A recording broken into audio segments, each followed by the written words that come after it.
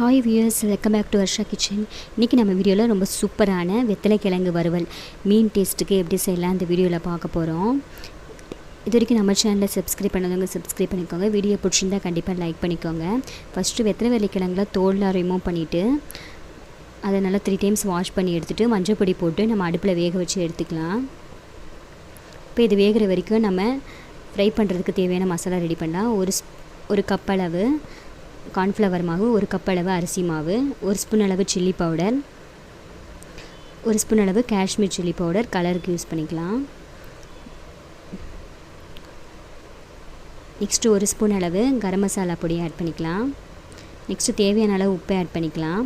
1 spoon அளவு இஞ்சி பூண்டு பேஸ்ட் ஆட் பண்ணிக்கலாம். இப்போ இது எல்லாத்தையும் நம்ம கொஞ்சம் கொஞ்சமாக தண்ணி ஊற்றி மிக்ஸ் பண்ணி எடுத்துக்கலாம். ரொம்ப தண்ணியாக இல்லாமல் ஓரளவு திக்னஸாக வரா மாதிரி நம்ம மிக்ஸ் பண்ணிப்போம். மீன் வறுவல்லாம் செய்யும் போது நம்ம எப்படி மசாலா ரெடி பண்ணுவோமோ அந்த மாதிரி ரெடி பண்ணிக்கலாம்.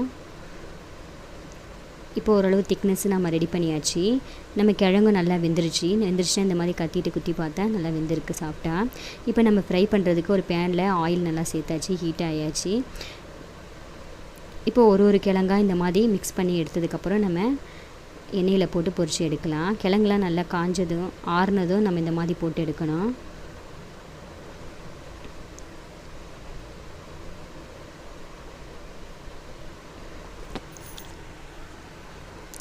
கிழங்குலாம் நல்லா குக் ஆகிற வரைக்கும் நம்ம சிம்மில் வச்சு கொஞ்சம் நேரம் நல்லா குக் பண்ணி எடுத்துப்போம்.